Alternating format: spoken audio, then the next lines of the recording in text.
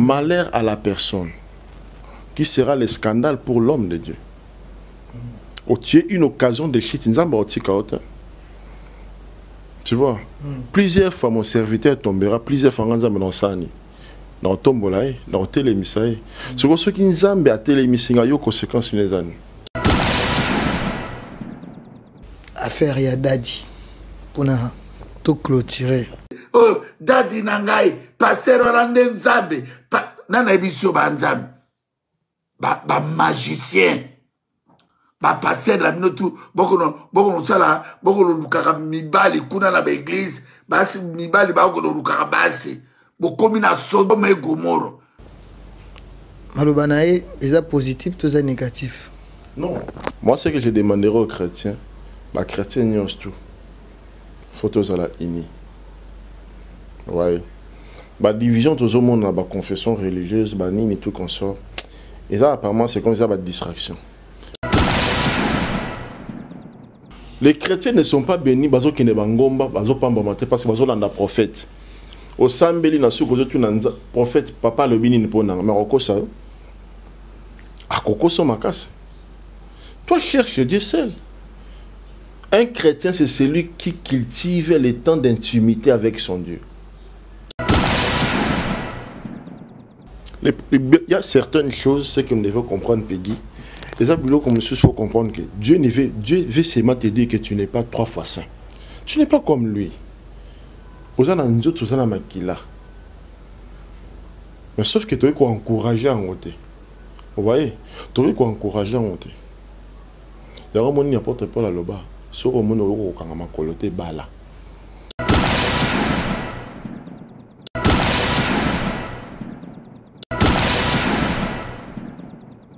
Toujours ensemble avec vous, nos fidèles internautes de cléboa.com. Un grand merci à vous, un grand merci à l'équipe technique qui m'accompagne. Merci à Pichou Mangaya Boss Lady et pourquoi pas à Tonton de la Nation Banda. Un grand merci aussi à mon sponsor Raoul Luton en Pense des Diamants. Moté Makarim Biasak et pourquoi pas à mon habilleur Charlie Boutique, Charlie Le Boulot. Au Sombi na Palin depuis Istanbul, Nagaratasaray. Et pourquoi pas aussi à Mini Milêtre qui me suit en scénette moment depuis Londres. Un grand merci aussi à Kapi Mangaï, le Brazzavillois quinois depuis Lyon. Merci Nabino parce que Tobaki qui est toujours même Cléboa cette fois-ci dans haute dimension. Merci Naba abonné Nabiso parce que tu comme déjà à 140 000 abonnés. Tu as parmi ma meilleure chaîne YouTube Oyuma et puis ça plaisir et vraiment on a pour communiquer informer malgré les lots banalise et comment inviter Bakota Naba il y a des journalistes ma Peggy Titan nous sommes là par rapport à l'année au 2023 pour l'innovation donc vraiment biso to za bateau to innovaka chaque année tant nazolo bake Cléboa nouvelle vision nouvelle version ça veut dire que toza la masolo Peggy Titan aujourd'hui reçoit pour vous par rapport à l'actualité nabaki il faut nayamba Moussaïl Nanzambi parce que tout le monde il y a trop de dégâts dans la communauté congolaise à travers l'église. Peggy Titan étant que votre humble serviteur reçoit pour vous d'abord il est qui on a l'isolo il y a fondation belé que mais aujourd'hui je reçois quelqu'un au Azali haute par rapport il y a l'isolo Torosolane Lelo avant d'annoncer Epinest Fondation World Ye Azali Otolobaka Moto ya Yambo Nakati ya Fondation on a toko yeba Tina ya Fondation à part ça Azali pe Moussaï Nanzambe lui c'est le berger Jérémy Machifi Azali mwana Congo mwana Kinshasa mais quelque part à Kenara par rapport à l'évangélisation, mais Azam Mwanambouk. C'est avec lui aujourd'hui, on va essayer un peu de parler dans mon caméraman et à Fungolangai, malgré que et comme il y a caméraman qui m'a trop, mais je pense que on va essayer un peu de parler parce que ici c'est la haute vision, la haute dimension avec Peggy Titan le parallélo, c'est lui qui dit mieux que les autres. Donc bonjour berger Jérémy Boni Santoso c'est déjà. Ah bonjour Peggy Titan, Zamba Pambola, vous allez bien? Oui. Ok. D'abord, bonne année. Bonne année, Nabatune Swazolanda Biso, na Cléboa, chaîne Monene. Nzambe Zalana Bina Pampola Dona, Siringonga Otorole, Kamwatanga Moke, Nzambe Arozwalokumu. Avant de côté Mituna Nabiso, aux appels Moko, il y a l'isolo Tonga Tobetanayo, mais il y a vu que Eroko Tara Nakati, Fondation, Epinest Fondation World. eza nini eye kosala nini bosalaka nini bosunga boni nayebi te. Ok, merci pour notre Tuni Bisso. Happiness Foundation World, eza fondation où nzamba tsaki biso à cœur. Tout ça là on pona osonga ba démini. Omoni ba mabote belé beza négligé. Na Evrara mingi, j'ai été à l'Équateur. Na Mbandaka, année passée, je suis na bureau mo na Mbanzangungu. Toi na bureau sur l'Équateur. Donc d'ici là, toi qui as sur bureau sur na Gemena. L'objectif est que tout ça va bureau partout par rapport à ma coquille au Nzambe à Rope Sabiso. Nzambe soka pamboli photo kanisa pe bamsusu. Yango no moni tout ça Happiness Foundation. Objectif nous on travaille avec des ménages. Happiness Foundation toujours supporter bateau. D'habitude, toujours foutre la banque d'études. Happiness Foundation toujours bimisa bato na bama bato bazobela bazokorobimante tozosomba bakisi tozobimisela bango na bahôpitaux tofutela bango bafacture tozosunga bientôt tokoma na ba tozoluka comment est-ce tokoma na batravaux ya minene mpona tosala pour que la population entière ya province moko boye ya territoire to ya village moko babénéficie na babien Happiness Foundation. Merci Berger Jérémy na liso na biso to bengeli yo lelo oza mosali na Nzambe na yebite na kotuna ona no relation na yo na basali na Nzambe misusu ou bien na ba chantre chrétien ce que oza pe na moi relation na bande comme ça to kotanga komboto yo peut-être oza mieux placé ko sa biso moto kingani ou bien pasteur kingani ou bien prophète kingani ngane na solo akanaye. En fait biso basala Nzambe so oza mosala Nzambe okoza na ennemi te. Nous respectons toute personne qui a accepté Jésus, qui presse Jésus-Christ de Nazareth. C'est par la foi que nous sommes les enfants de Dieu. C'est par la foi que je crois que Jésus-Christ était mort et puis ressuscité. Donc, nous sommes liés Jésus Christ, Massia, Azamon na Nzambe, Azam Musala na Nzambe, Asa alliance na Nzambe. En d'autres termes, il faut toujours un bon terme. Un problème dans mon côté. Je suis toujours en communion parfaite avec mon père spirituel. Naba ninga tata nanga molimo tozarana bango toujours. Naba collaborateur oyo, naba collègue to kol na bango elongo, o ba kuma ba pasteur tozana bango toujours elongo. Relation na Michael. Na pasteur Michael Lamba aza chantre munene, aza be pasteur. Na mona kena musika. Tout le monde a né plusieurs fois. Mais toujours occasion au solo la tête. Mais Nzambe, Nabike, Azam Sala Nzambe, en alliance de Nzambe. Moïse-Mbi. Yekuta Bengama, Banda Bomwana. Vision nae. Oui, il va tout Moussous, Nzamba Pona Bango. Quoi, Moïse-Mbi. Va consacrer un temple. Pourquoi va témoignage, je vais ça? Il y a un consacré à Nzambe. Lelo ndiye moi changement moko ezali bino bato boye na génération babino ba Mike Kalambai lelo génération na bino ya bato bozo servir Nzambe lelo et surtout ba passer lisolo ngaite na sur image za wana tomoni papa na biso bokechu o lelo ayiko dénoncer bino parce que tozo mona même na Kinshasa oh dadi nangai passer orande Nzambe nana biso ba Nzambe ba magicien ba passer la minotu bokono sala bokono lukaka mibali kuna na l'église basi mibali bokono lukaka basi bokomi na Sodome et Gomorrhe l'église na mine kubuka na poto yebi ba passer tu wana mboke za la libéré bokomona ndenge moko na ba Marcelo ba Mutombo ba Kakenza ba Walesa ba Mamba Sikate na ba Moïse bokokaka bango lisute bozoyo ka bango lelo mais lobi bokoyo ka bango te. Wayambo, voilà, au commis, qu'on l'équissa. Wayambo, on l'équissi, on dépasse. Ah! Bango bazotanga histoire ya Israël. Mais babo ko fungula livre. Makila ya bande ko zotanga na Goma, na Butembo, na Beni, na Ituri, na partout, na Kisangani, na Kindu. Passe ya peuple, bakani munoko, likola mabonza, bakani minoko, likola bosomeli bango ba église, bosomeli bango ba jipe, ba montre, babo ko dénoncer makamba vérité, o ezo le kalambo kalabiso, biso na bino ba pasteur bo en Europe, bokomona. Peuple a ko bima na ba église na bino. Bo ba Nzambe te. lisolo ya dadi kala toyebi ki bande ko benga kaka o pasteur évangéliste mais le dadi a commis le rôle là manipulateur azo manipuler même na voir batu na kati ya église parce que balobi ke bino to boyi na phénomène wana ba jeune pasteur o to bobimi bimi d'abord le mot dadi toyebi que ça inspire papa mais na église et comme le rôle là moi danger d'abord pour cette mot dadi ozo déranger le côté en plaire le mutunyo sozo mona jeune fille protocole a obanga pasteur na même koleka même voir même nzambe ba ko sambela na église. Eza na mondimi moko te akoki kobanga pasteur koleka nzambe. Eza tate so omoni mutu mondimi akobanga pasteur na koleka nzambe fo mondimi ana bima na église wana. Biso nyos tout ozana bana na nzambe. Na mutu o nzambe apesi vision. Na mutu o nzambe établi dans une église quelconque.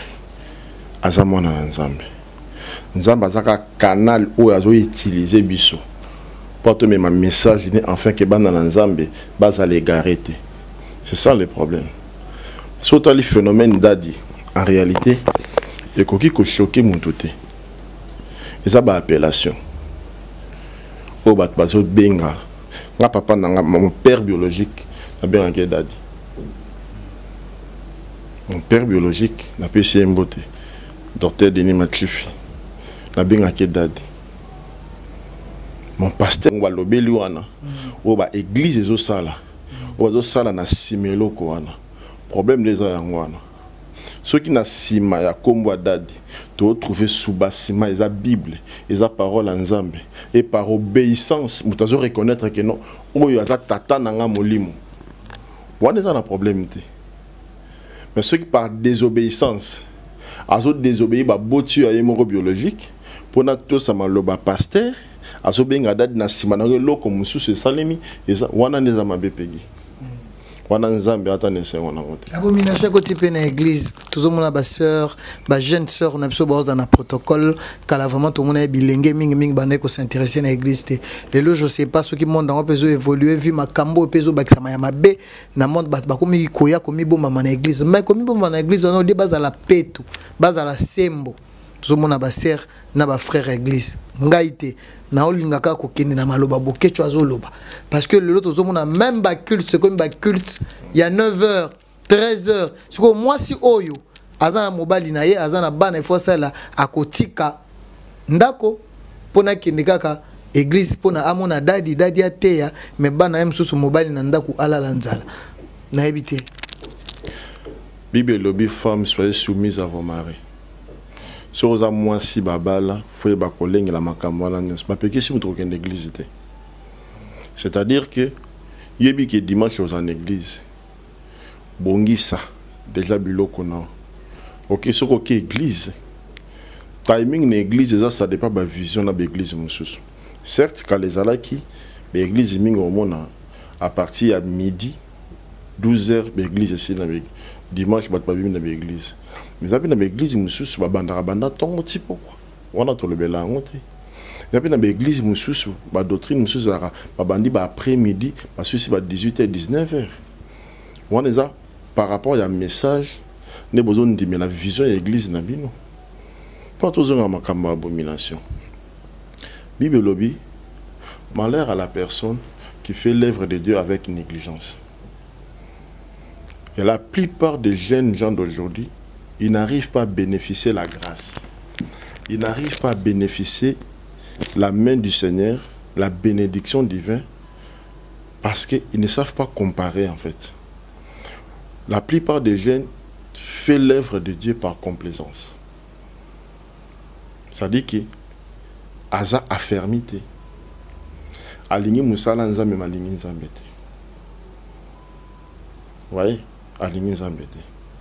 La Bible nous dit, quand Dieu étant aimé le monde, Jean 3,16, il a donné son Fils unique afin que quiconque croit en Dieu lui-même a donné son Fils unique. C'est-à-dire que lorsque tu veux devenir, tu veux être serviteur de Dieu, en d'autres termes, tu dois te sacrifier rien que pour le Seigneur. C'est la bénédiction. C'est Dieu qui bénit ses serviteurs. Oui. Mais ce que ce réseau là, par exemple par envie ou par enthousiasme, au monde par exemple berger Jérémie azoté, azo modéré, azo yemba, ou bien dans un local. Mais si tu n'as pas l'appel de Dieu, on va souffrir. C'est ça les conséquences. C'est que c'est côté dans l'église, baser bazoya dans l'église pour na koluka mabala, mais le lot ozomona rigueur ezo ala shooter dans l'église. Au monde ba fi bazolata ndenge ninyo so balingi, mais à l'époque oyebi ndenge ni za d'autres églises fi akoyaka bana basi bakoya na kitambala balati la bana bango ya molai, mais lelo ba pasteur jeune lokola bino na sur na yebité bozo tolérer na bino nyo Sofia koya latina comme une vozo mona makezo dessiner, on a des images tozana ba images wana tozo mona ndenge nini lelo bilenge bazo tambusa ba église, je sais pas. En fait, voilà, il y a comme si j'ai mon souci par rapport à l'accoutrement. Il y a une église. Mais je pense que chaque église, chaque église est une organisation. Non. Chaque église est une organisation. Non. Et ça, c'est que le pasteur, il y a l'église, chargé de protocole, chargé de discipline, puis l'église. C'est à Bango maintenant d'orienter ces gens-là. Quand on a le blindé binoté, génération d'Adi. Badadi wana, génération d'Adi. Quand on a le génération d'Adi. Badadi na bango wana.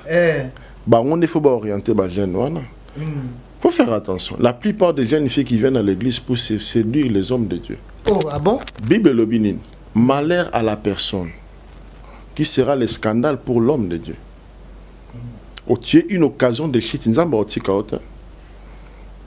Tu vois, plusieurs fois mon serviteur tombera, plusieurs fois dans Tombolaï, dans Télémisaï. C'est pour ceux qui nous ont à Télémisaï, il y a des conséquences. Basala nzambe nyonso zomona koya makambo tout mona mona ba Moïse Mbiye ba Michael Lambai makambo to mona nazokota ba détail wana te nazokota ba détail wana te si donc nzamba tomboli bango toloba nakota ba détail wana te mon frère kosala nzambe eza ba sacrifice belé beaucoup de discipline. Il faut pas être derrière koseka muto akwei oyebi peut-être puissance ni na résister qui est monté. Ok? Conseil on a un peu na bateau baseka basala nzambe. À la place koseka, il faut kosambela. Pour na msala nzambe. Parce que biso sur notre zabou. Chaque homme de Dieu, tu vois si la terre des hommes a une alliance avec son Dieu. Moïse babengaki parce qu'il avait une mission. Après la mission de Moïse, c'était Josué. Ok? Paul de Tarse, Saul, à Comari Paul, il était persécuteur, à nos persécuteurs chrétiens.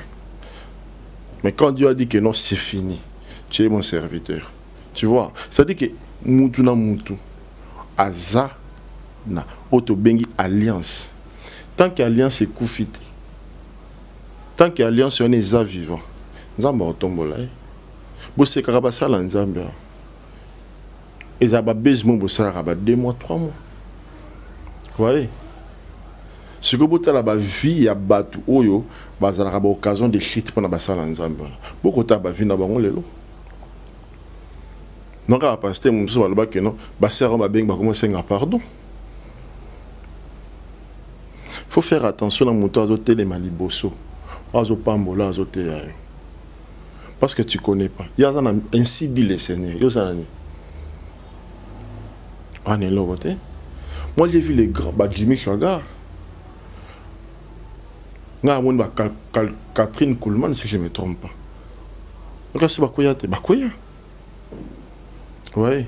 Même dans la Bible, le grand prophète peut Bakoya. Il y a certaines choses, c'est que nous devons comprendre, Peggy.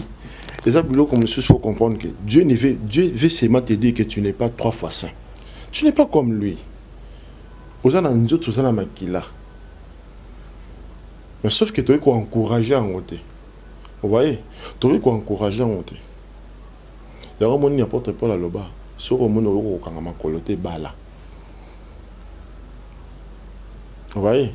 C'est-à-dire que Dieu, le plus grand échec d'un homme de Dieu, est Zamoui Bita. Et Zaroko Satan.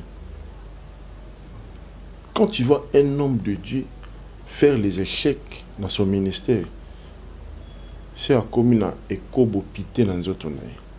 L'impudicité est parmi les obstacles qui empêchent les enfants de Dieu d'évoluer. Nous sommes les soum, mais où il y a impudicité? Ok? Où il y a impudicité?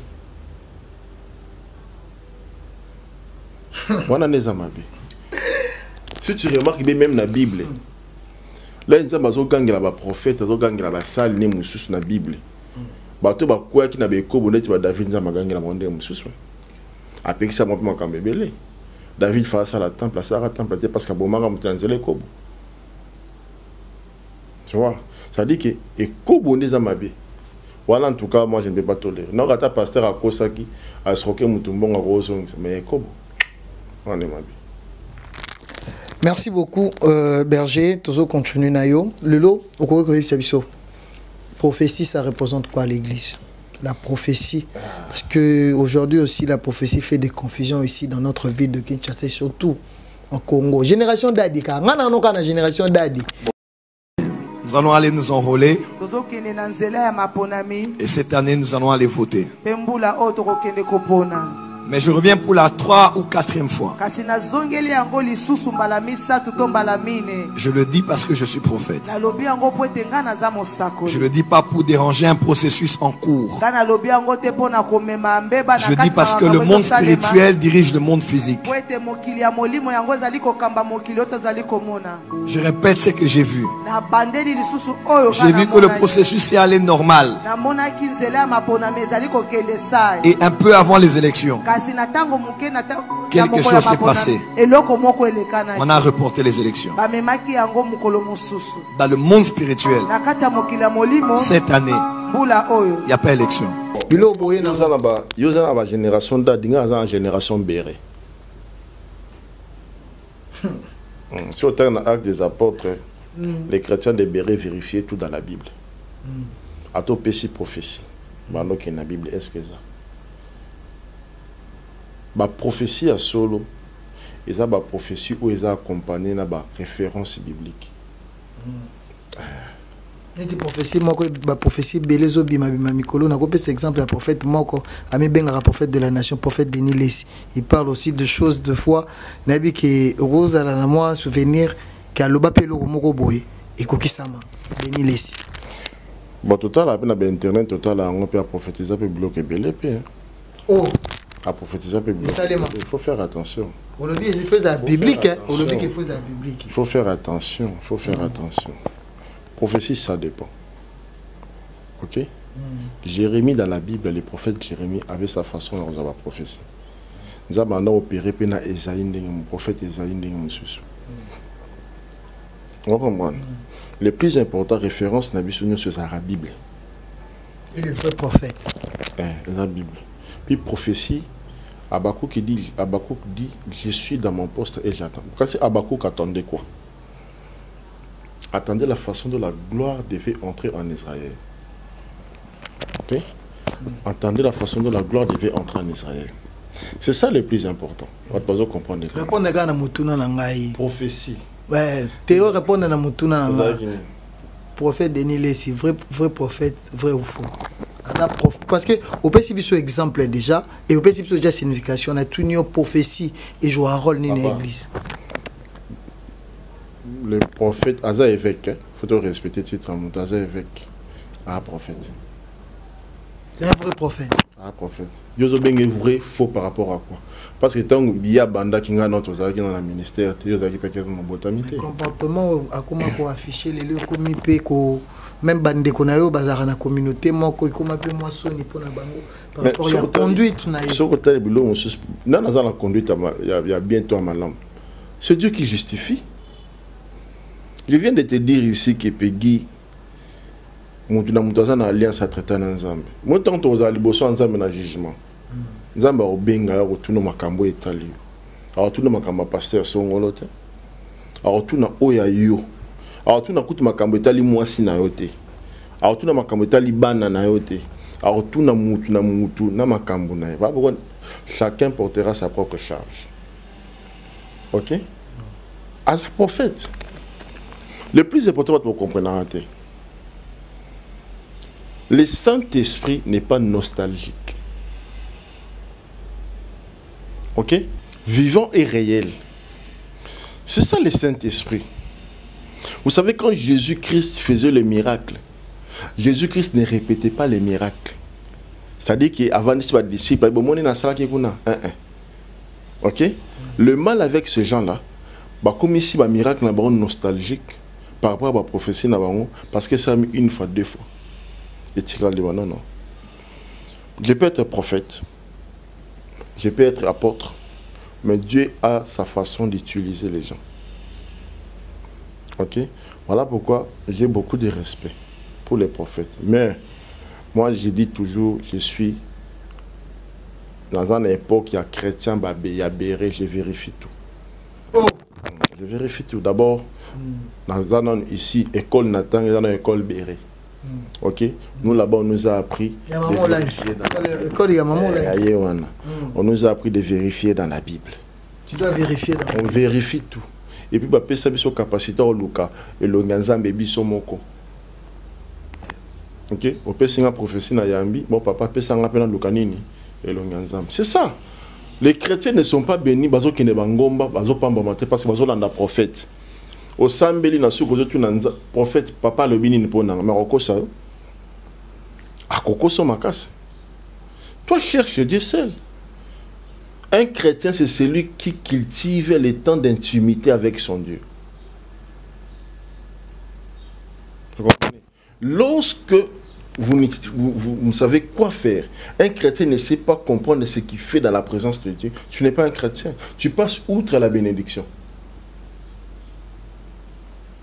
Le plus important, c'est ça. Voilà pourquoi Bobby rappelle un prophète, prophète a péci prophétie. C'est à toi d'aller chercher Dieu. Et puis tu attends. L'état accomplissement et la prophétie, ils attendent réservé par l'Éternel lui-même. Voilà pourquoi Dieu pourrait dire que je suis le maître des temps et des circonstances. Ici, à quel moment prophétie n'a pas su faire Kokisam.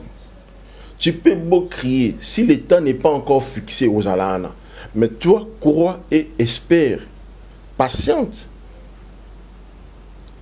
Mais ce coup, le problème, c'est l'attitude aux olingo patiente. Attitude des andéines. Ok? Attitude des andéines. Nzambe azala mangengengete. Azan le zizilate. C'est ton intimité dans Nzambe ça que Nzamba s'est manifesté. Tu peux aller à Mangengenge si ton cœur n'est pas connecté avec Dieu, tu es nul. Au ça là, à 40 jours, mais si ton cœur n'est pas connecté, tu es nul. Tu dois être en communion parfaite avec Dieu. Mais pour être en communion parfaite avec Dieu, il y a les principes, il y a les choses qu'il faut observer dans sa présence. Ok? Ça dit que tu es en train de prier, mais ma communion, ça m'a baisé pas dans les autres. C'est l'ordre. Surtout parce que na sali nanga mamenza bakoli misanga surtout ba homme de Dieu. Batantara Nzambe te. OK? Nzambe n'est pas notre garçon de course. Kweya tika. OK? Au kwe aussi repentir au tiki. C'est comme à chaque jour on est comme bon message, comme on vit dans aux appareils. C'est simple. Merci beaucoup Berger, je pense que nous chitons déjà, vraiment j'ai aimé et cette réaction. Lélo vous a accusé l'église, notre pays, la RDC est en guerre pendant plusieurs années. Bandeko na bino, oba na bagoma kuna banunga bokuna bazakuno bakufi plus de je sais pas plus de 1 million de Congolais bakufi pendant plus de 5 ans. Au bakufi Lélo toujours mon abandé qu'on a sur la diaspora, bazoka mabino badadia bozolia bambongo ba montre cher, vous allez bien. Maintenant là pour le pays et le roni église ko ko sala pour na mboka et surtout pour na bateau bazo kufa na est du pays na mboka na biso. Bien sûr tout le monde aura ba culte et ça les maka ba prière et ça les maka par rapport à chef de l'État, par rapport même binomo au pays église pour ça pour na mboka, mais les autres démarches ni église Mboka na biso ezat dérangé na S ezat dérangé pendant beaucoup des années pour ne pas ici là parce que il y a plein de prophètes, plein de pasteurs, ba berger le rôle abino, ba évangéliste bato basambelaka du jour au jour na Congo mais lelo mauvais sort oyo tozwa na mboka na biso guerre peso silate. L'église doit faire quoi? Bon, merci. Je pense que tous la confession religieuse est belle dans beaucoup. Moi, je pense que pas tous si ça va problème à Est. D'abord, il n'a pas si mot sur Est, Beni, Goma. Et ça, là, nous avons des chrétiens jusque là-bas. On a des chrétiens qui ont Bengi, Berger, Sambila, Massa, Sebet. On a vu qu'il y a une mission de service qui nous travaille à côté de Goma, Naboya. Parce que Nabo au Sibir, ma peine, Mobo, et na Kanagité. Mais, nous avons rassuré mon calamité. Nous avons dit que nous aussi sa guerre en Malé. Dans le Sambo, et puis j'ai confiance en nos soldats. Faire des choses au Bunda. Il faut que nous Mosuni pena. Faire des choses na Mosuni pena Molimo, toujours le côté Molimo. Côté Molimo, les problèmes pour réussir là, il faut comprendre que nous sommes dans une bitumba. Moi, ce que je demanderai aux chrétiens, les chrétiens n'y ont tout. Photos à la INI. Ouais. La division tout le monde dans la confession religieuse, ni tout qu'on sort. Et ça, apparemment, c'est comme ça, la distraction. Mais lorsque nous avons sur le langage, nous avons la guerre. Parce qu'il ne faut pas oublier, dans l'affaire de ces chrétiens, bazar. Dans Goma, dans l'église, dans l'église, dans le dernièrement, dans Kishishi, je pense. Ça a un massacre bizarre. Dernièrement, dans Goma, on a une bombe. Bato ba kufa qui va mériter que l'autre. Pour ça qui n'est pas mérité pas ça. Pour un complot abattement toute une population se souffrir. Maintenant, on sait que les chrétiens, nous devons prier. La Bible nous dit prier sans cesse. Ça ne vaut pas la peine que basangana batunyo sur un stade tout ça me la bonne amboka. OK? Il veut dire ceux qui besoin d'un condiment local la graine à Sénégal ou ça ani pour déplacer la montagne. Au bas longwa awa montagne pour déplacer. Il faut avoir la foi. Il faut prier. Mais il faut aussi soutenir notre armée. C'est ça le plus important. Il faut soutenir notre armée. Les soldats doivent être mieux payés. Car les soldats doivent fonctionner. C'est-à-dire que la vie sociale de nos concitoyens, la population, doit être améliorée. C'est ça en fait le plus important. Mais pour les chrétiens, ça l'union soit à l'engagement. Il y a tout le monde dans la TV, Mikolo, côté Wabet, la Babandou, qui va m'assasser, soit à tout moment. C'est pas intéressant. Il faut pas dans la ligne. Merci beaucoup, Berger. Tu communes à mais pour conclure, Maloba, ce qu'il faut répondre. Affaire ya Dadi. Pour tout clôturer. Oh, Dadi Nangai, passer au rendez Nzambe, nana ebisio banzambe. Ba magicien. Ba passer la minotu, boko no sala, boko no lukaka mibali kuna na ba église, basi mibali ba ko no lukaka basi. Bokomi na Sodome et Gomorrhe. Maloba nae, est positif, tout est négatif. Non, quelque part, Boké Chupi a raison. A raison. Parce qu'il y a Simabulo qu'on a Dadi. Les mal à chrétiens, on a soit à côté de Dadi, mon quoi bien formé. Dadi mal affermi. Ok? Dadi batangi sa bango bien te, wole la kobima la précipitation, baronde ba aussi ba gafwana. Dadi wana. Mais on a contre de konabiso Boketlu, yekutaza papa Boketlu. Dans un contre, à l'église, il faut faire attention. Il ne faut pas mélanger les spirituels, la spiritualité là, on ne touche pas à l'église. L'église, en tout cas, là, on ne peut pas. Beaucoup au côté de l'église, moi, parce que pour que nos pasteurs, au CPLACANE personnellement, bon panzakilt, non. Dieu n'est pas content de vous. Attends, même bien moi qui m'a on peut c'est pas un abinoté. C'est pas un abinoté. Vous ne pouvez pas toucher à l'église. Vous ne pouvez pas menacer les gens. Mais ne touchez pas à l'église de Dieu. Même pas aux hommes de Dieu. Tant que vous finga basala nzambe, wala bo finga kawana, bo longola komba ba pasteur, apôtre, évêque, bo benga bona ba kombo na bango. Et vous avez peut-être mieux te dit que nous benga nous moutounions c'est normal. Mais quand tu es déjà pasteur, il faut comprendre qu'il a été consacré, il était devenu pasteur, ba benga qui est pasteur le jour de sa consécration. Vous voyez? C'est ce que vous devez comprendre. Tant que vous avez un berger, vous comprenez que les jours de sa consécration, vous avez un berger, vous consacrez un titre à berger. C'est-à-dire que les habits spirituel qui peut. Mais le blocage, je me suis César parce que vous avez mon honte.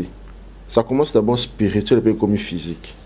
C'est-à-dire que je vous aime beaucoup, mais pour Nawana, vous n'avez pas le droit de toucher à l'église. L'église, ce que l'église est dans mon côté, mais l'autre peut-être ma bé comme ebele na mboka. Église pe qui sa biloko ebele. Église oyo. Église pe qui sa biloko ebele fait ça na mboka oyo. Menza memora yebi. Israël pas zaka na bitumba. Ya Israël kuta zaka makasi. Mais ngonga o nzamba ba kino ekoki. Ekokaki. Ouais, ekokaki. Ngonga nezo ko kakalamite pas nga za na confiance na mokonzi mboka. Nabi ke mokonzi mboka ye moko. Asali diplomatie moka makasi. Kalami te bitumbane sani ezosela. Merci beaucoup Berger, nous sommes arrivés à la fin. Je pense que Balandi biso partout, Bandeko à Canada. Merci, bonne année Nabino parce que namoni beaucoup mela kinga lobby par rapport à ndenge tokoksaki 140 000 abonnés. Vraiment Cléboa a besoin d'une émission d'analyse ya kitoko boye. Je pense que je reste pour vous le berger Jérémy ma chefie. Donc je pense que Malobawa lobby même ngai patenga na moni kaza moto ya tout droit mais pour un to succès naie berger Jérémy nabi que année zoko banda et bandi déjà tout ça dans mois de janvier 2023 sikoyo likanisina ko za nini surtout pour la église surtout pour na basali na Nzambe vous avez besoin makambo kuma mandenge ni lobano asuka ezama lomo ko édifier peuple de Dieu même bato bazaba babenga ba banani bazaba chrétien te ba non chrétien ba païen dans ngamo lobamo ko édifier mutu tout à Roland émission. Bon le basuka pour na église ce que je veux dire prêchez nous Jésus-Christ. Toi n'a pas ça ba discussion te. Toi n'a pas ça ba futilité te.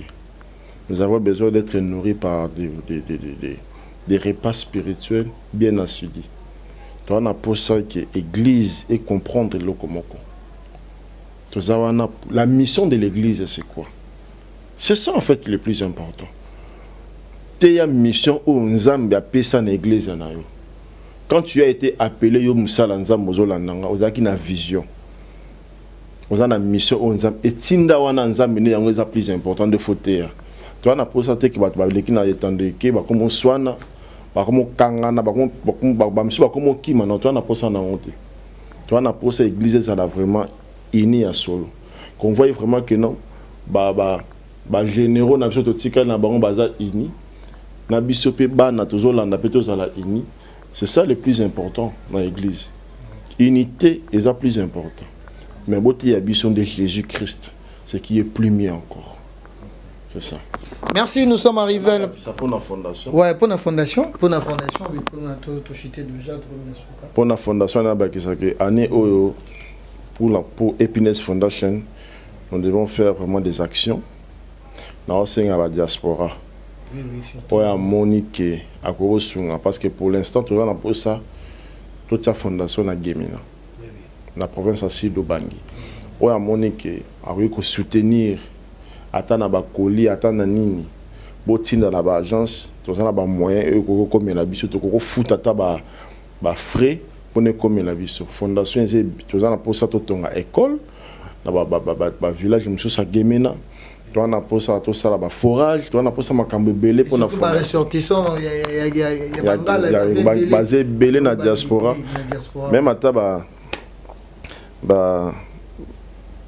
ba combattant na biso bandeko na biso ba combattant ba bokel chou tout consort ba koki ko sunga et ça a bien makasi pour na peuple ya Gemena. Merci, c'était là le berger Jérémy Machifi. Donc quant à moi je dis un grand merci parce que j'ai aimé vraiment l'émission. Vraiment bateau nous sommes pour la surjection na bino vraiment sur sketch zawana déjà pour un numéro il y a Yemoko le berger Jérémy donc à l'obigement bosolo il y a za moto na monique azo condamné au eza ya mabe parce que za bato misusu za mosai na Nzambe soko moni ndeko nayo abuka ki lokuta to asaya ki mabe mais loko na retenir awa balobi fouiller l'impudicité impudicité na église eza makasi mais na moni berger Jérémie alobi bo solo bato bazo tambola na bongo boye ba yango que nzamba kosala ne miracle na vie na binoté votre vie va pas changer. Donc c'était un peu ça c'est que moi je retenu et surtout bino bat boye la rapso ba mutakalisation awa o mutakale bimaki boye o boye o tala prophète o tala boye simbaki o tala vaseline. Je pense que réponse yango ne pesami to boité motope akoyi ko bunga nzela mais total rapé baka neti ka oyo ya masolo nga na yokia et ça linga bien. Merci à vous Batbolaninga partout. Merci na Pichu Manga Bot Lady. Merci na Batunion so vraiment bolinga pegi titan le parallèlo. Maman na ro pesa ba dédicace na soukate parce que émission eza émission moko ko édifier bandeko ba kolanda biso partout et surtout bato mayele bato ya bwanya oyo ba ko comprendre biso ba ko benga biso. Merci, à la prochaine.